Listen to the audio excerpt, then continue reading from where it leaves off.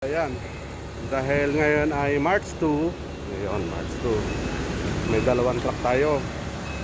Yan. Dahil din isa pa na bago ulit din ang yung uniform ng labor. So, welcome sa bagong uniform. Magan at saka maglo-load tayo ngayon. Yan yung lo-load natin. Ito yung mga panalo nila. Prepare muna tayo. Okay? Good job. Ito yung first truck natin. Bali, dalawang truck tayo ngayon na malalaki. Dalawang ganito, tapos isang maliit. Ito yung truck.